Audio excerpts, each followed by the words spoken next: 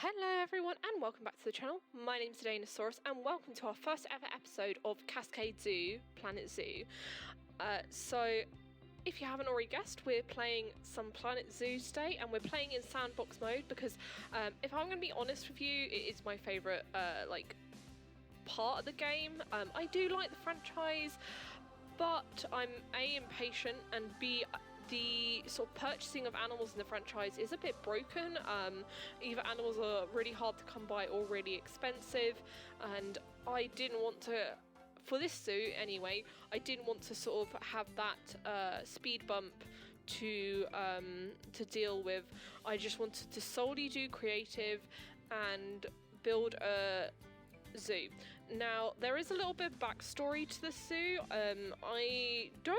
I've not really done a backstory to a zoo before, but I was actually kind of inspired by Rudy, who does a really good video on he does a zoo in Yosemite, and he kind of has this backstory, and I decided why not create a backstory for my zoo as well, and this is where we came up.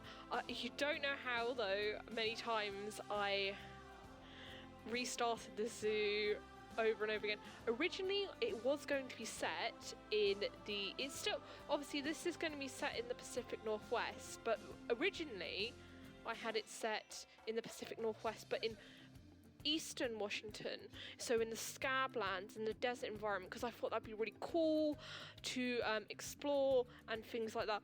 But I learned very quickly I'm not very good at decorating in desert environments with foliage and things like that, so I put a pause on that idea. We will probably revisit it at some point, maybe for a franchise, maybe when I eventually get back on Twitch, we'll explore it there as well. But this was the final outcome I came up with, and I want to just explain my thought process here. So in earlier iterations of the zoo, I say zoo, it was more like my terraforming, my terrible terraforming, and then me giving up. I kind of created a backdrop of mountains and things like that on the edges of the lot to kind of blend it in more, and I hated it. It looked horrible, didn't like how it looked at all. And then I thought, Dana, you have been to this area of the world, you know about it geologically. Why would there be a flat piece of land in the middle of the Pacific Northwest? And if you're not aware, in the Pacific Northwest there's the Cascade Mountains, and this is kind of where our zoo is positioned, somewhere near the Cascade Mountain Range, and the Cascade Mountain Range is a volcanic range. It is made up of volcanoes. You've got Mount Rainier, you've got Mount St. Helens, you've got Mount Hood, Mount Adams,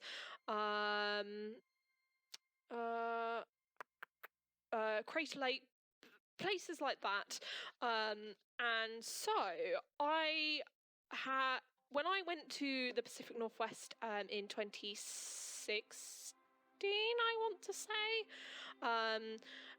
we went to this area where it was very flat, and basically the reason it was so flat, even though the surrounding hillsides and stuff, it was all very hilly, was this valley was actually filled in by a lahar deposit, which is a really hot mud flow. Sometimes it can be cold, and that's confusing, but really hot mud flow essentially that's created by volcanic ash and water mixing that had rushed down off Mount Rainier a really long time ago. And so I thought, well, that's the zoo. That's where the zoo is. So I was like, okay, I don't have to worry about terraforming. I can just start building the zoo. So yeah, it is sort of set in this sort of valley filled in by a lahar deposit, and that if the volcanoes were a thing in this game, it would be a problem. But I'm going to say that the volcano it's near is dormant and has been for a very long time. It doesn't mean it probably won't erupt. It's just very unlikely it won't erupt, because obviously it's still an active area of volcanicity in the world. And I'll just pause on sort of my idea, my theme for the zoo for a moment, just to explain what I'm doing here. I really like putting car parks in my zoo, or parking lots as the Americans call them. I really like it, and I really wanted to put a parking lot in this zoo. And I decorate it a little bit later to sort of look foresty, but I was really taking inspiration from you know, parking lots I've been to in the Pacific Northwest, at Mount Rainier National Park and at Mount St. Helens National Park and National Monument, you know, car parks at like Windy Ridge and Johnson's Observatory, places like that. And so you can see here, I'm just sort of setting up that car park. I'm not going to put cars in it because the cars are incredibly high piece count, and I really want to try and avoid a really heavy piece count, because I don't have a gaming laptop or a gaming computer at the moment. Hopefully one day I will, but at the moment I'm pretty sure if I built my parking lots with cars and everything, then it would be a horrible experience. The game wouldn't probably load and things like that. So yeah, I just have a little bit of trouble sort of maneuvering these pieces to kind of get that sort of parking lot area for the cars. But that is what I'm doing. For this sort of design of the zoo, I took a lot of inspiration heavily from Mount Rainier National Park. I have been to Mount Rainier National Park, and it is a very beautiful area. If you do ever get the chance to go to that area of the world, I highly recommend visiting the national parks in that area, particularly Mount Rainier, particularly Mount Hood, and particularly Mount St. Helens. I'm not biased or anything.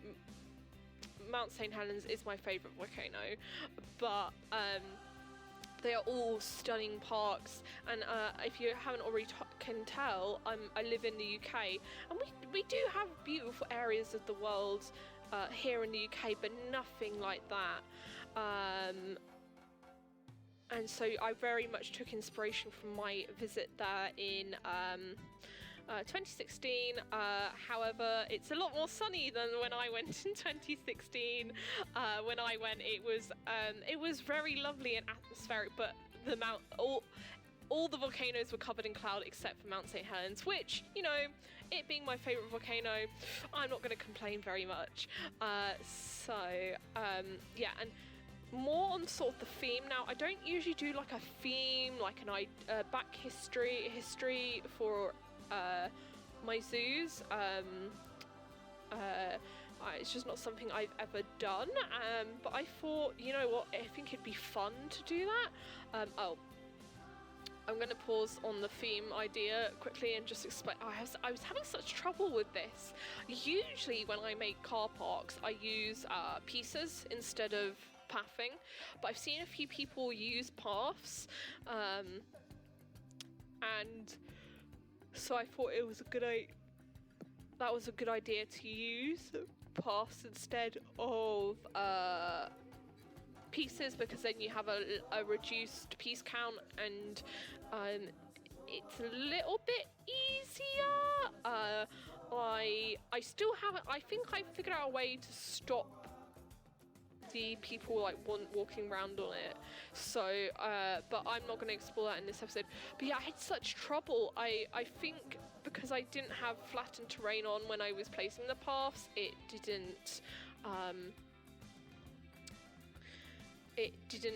wasn't working. So I ended up deleting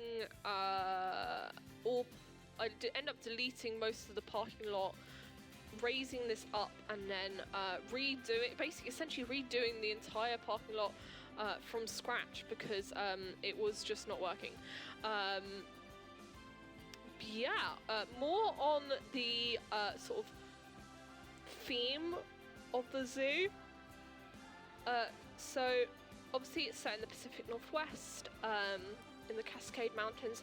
It's nicknamed the Cascade Zoo because because its official name is a bit of a mouthful. Now let me see if I can get this right. So the zoo is actually called the Cascade Range. No, sorry, I have it written down. The Cascade Range Wildlife Rescue Centre and Conservation Trust. So originally, my idea was it actually started after the eruption of Mount St. Helens in 1980. That's when the zoo was founded, and basically the owners were concerned about the impact of the volcano on local wildlife. And I imagine that maybe like one of the owners, maybe husband and wife, or their partners, and one of them is a geologist and one of them is like a zoologist, and they were concerned about wildlife, and so they did take in a few animals that were kind of affected by this eruption. Thankfully, actually, the sort of bounce back of the sort of the fauna and the flora in the area of Mount St. Helens is really quite amazing.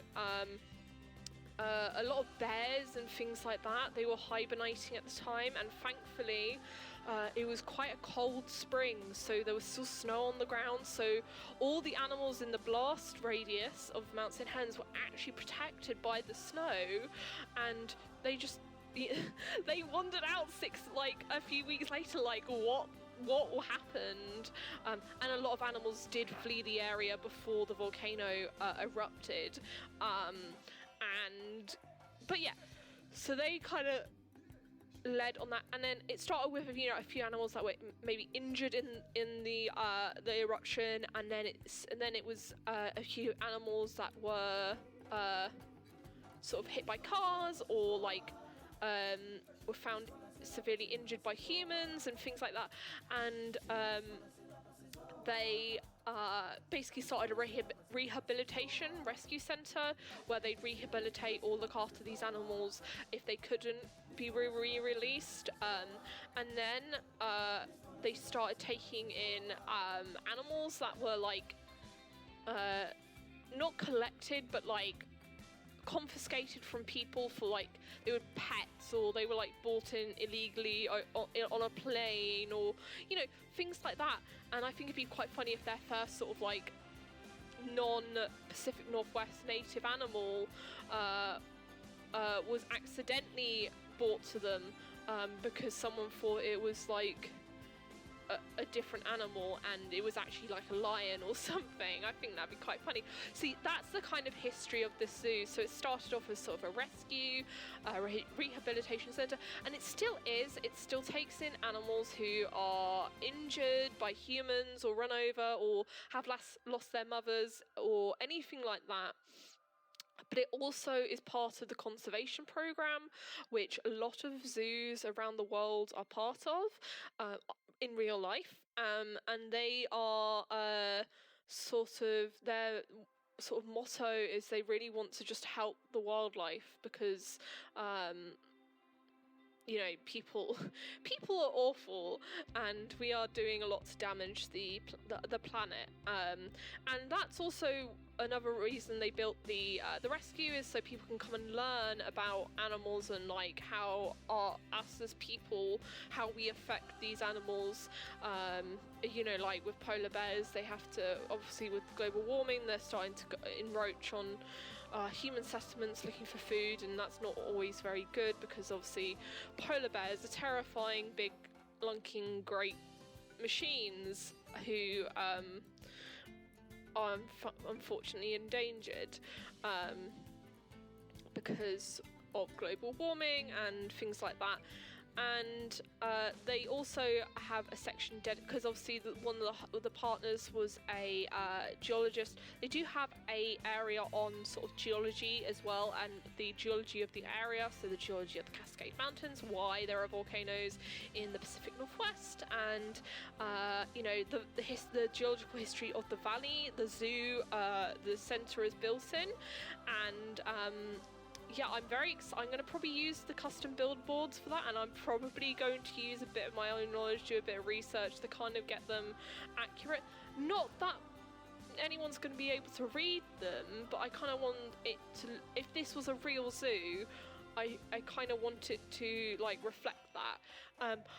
I am going to try and go for realism, so that's why actually you see me here putting in a car park, and B, you see me here putting like this wall around the car park, and that's because I find like in the Pacific Northwest, not just the Pacific Northwest, but in these kind of car parks, there's always like a brick, like a stone wall made of like local rocks and things like that,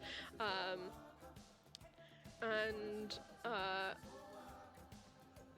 that's why I'm putting it. And you'll see me in a moment sort of start to decorate with trees.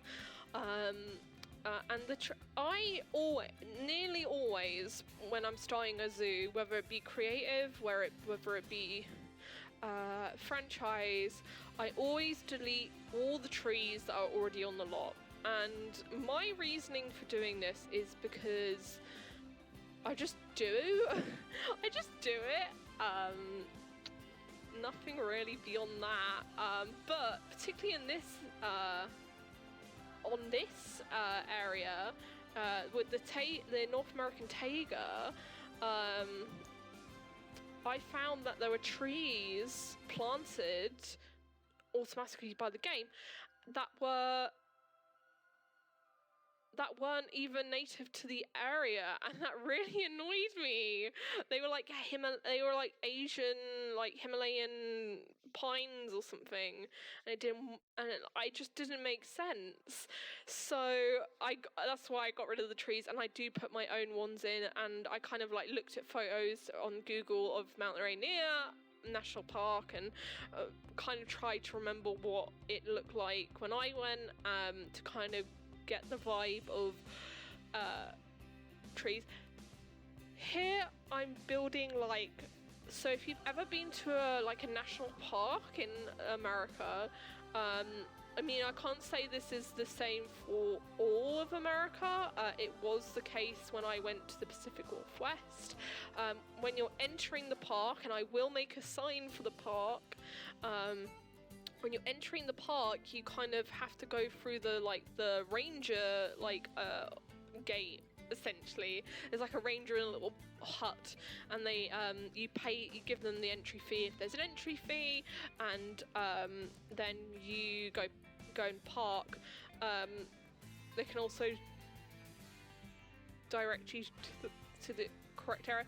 Usually they're not quite as close, because obviously national parks in America are like huge and massive and span many miles, so you know, they're not usually this close to a car park, and if they are, it's like the start of one hiking trail, but they're usually like other car parks within the national park. For example, if I remember correctly, when we were driving to Mount Rainier, we entered the park at like the bottom, and then we went to this area with a lot of like hot springs and like gassy, like these hot springs and this hot water, and like these rivers and stuff. And then we drove on up to the visitor center on Mount Rainier to hopefully get a better view. It didn't happen, let's just say. And then we only had to pay for the parking, I think, I don't know, I wasn't driving, when we entered the park, so at the bottom of the valley. And this is kind of like what this hut is. Inspired me to make this hut, but obviously with this being a zoo or a conservation area, it's a little bit different. So in terms of like, I don't know quite, I need to do more research on like how many animals a zoo will usually have, particularly one that more focuses on sort of conservation and things like that, because obviously I really kind of want to focus on the animals that are native to the Pacific Northwest. So we're gonna have we're gonna have grizzlies. I think there's a black bear, question mark. We might have polar bears. I don't know yet. I've never played with polar bears, which is interesting. I might have a few penguins because sometimes, sometimes penguins just show up in really weird places. So I'm going to have penguins, even though they're not native to North America. I'm going to have seals. I'm trying to think if there's anything else. Maybe like bison and anything that would be like in that sort of Pacific Northwest. We're definitely going to have wolves. I forgot wolves.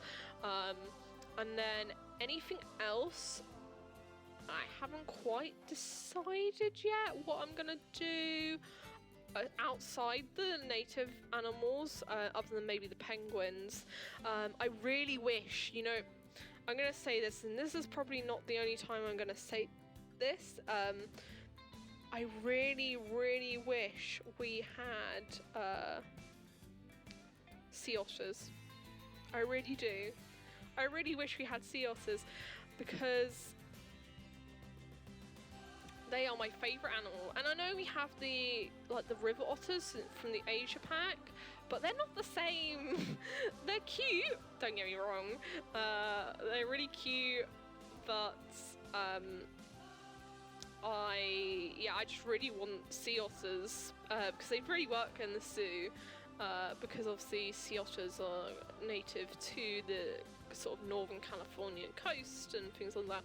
I should probably talk about what I'm doing in the video a little bit more, but since we're focusing on such a generic, not boring area, it's a little bit difficult. I'm just trying to sort out the roof, and out of everything in this game, roofing is my arch nemesis. I really don't like roofing.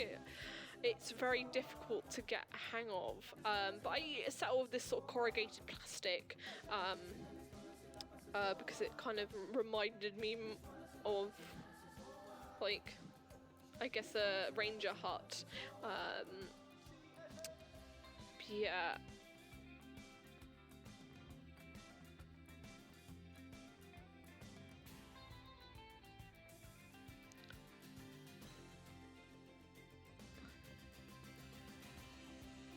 Anyway, so I did add a security camera, just because, like when cars are coming in, they need to take picture of the registration plate, so they know like who's paid and who hasn't. I'm trying to choose what to do for the lamps, and I really wish we kind of had like I can't explain it, but like when you go to these places like the Pacific Northwest and like into the forests and stuff, they have these very specific types of like what they call lampposts that are like stone at the bottom, and then they've got a wooden thing, and then they've got like a metal like lampshade like hanging off it. That's a really awful description, but I'm surprised to not see we don't have one of those, so I kind of just settled with these ones. And my reasoning was, well, they must have upgraded at some point, and maybe the zoo has become really popular, and so they've use these instead of the traditional ones because they're easier to upkeep or whatever. So I just ended up using these because again, I didn't want to sort of create my own because I want to keep the piece count to a minimum. I could have probably easily created my own, and we might do like later in the zoo, but we'll see. I do love creating custom stuff with pieces, but as I said, I didn't want to overdo it because I did try earlier to have this zoo covered in trees, and my game lagged real bad. I'm just like kind of building like a little gravelly area for the rangers to walk around on, and I think now, no, we're gonna try, yeah, here I try to do a sort of custom fence and it doesn't really work out. I kind of give up in a minute. You'll see me do that. Yeah, I think I'm gonna pause the voiceover there for now, and I will let you all enjoy the rest of the video. I'm not sure how frequently these types of videos will come out, because they're very they take a long time for me to do, because I've got to this is what you're seeing here is like 3-4 hours of work, and that's just the building in game. So I'm not sure how frequently these will come out. Hopefully they'll come out sort of on a regular basis, maybe every Tuesday. I'm going to try and upload this on Tuesday, so we can have a sort of a regular date, a day for this to come out. But I don't know if it'll be every Tuesday or every other Tuesday, because hopefully at some point I'll get a job, and that will take up a lot of my time, but who knows. So I do want to build this whole zoo with you all, because I am the kind of person who builds a zoo and then builds half. Only no, I don't just build a zoo. I build half a zoo and then I make another one. I'm terrible. So hopefully this series will keep me focused. And now actually looking at it, I get rid of these poles in a minute, but that would have been a really good idea. I really quite actually like the look of that around the keeper's hut, even without the ranger's hut, without the any planks or anything. I might put those back in when I next go in game. I think that actually kind of looks okay. So as I said, I am going to leave you there as I start decorating wood trees. I might jump back in a minute to maybe sort of round off the video. But if you don't hear from me again this video, just a reminder, I do have a regular upload of it every Thursday, and that's our Surviving Mars series. If you haven't checked that out, then please click the little icon in the top hand corner, and I have linked the video playlist for you there. If you want to be alerted when we next go live, then please don't forget to click subscribe and the little bell notification icon if you haven't already, so that you get a notification when I next go live.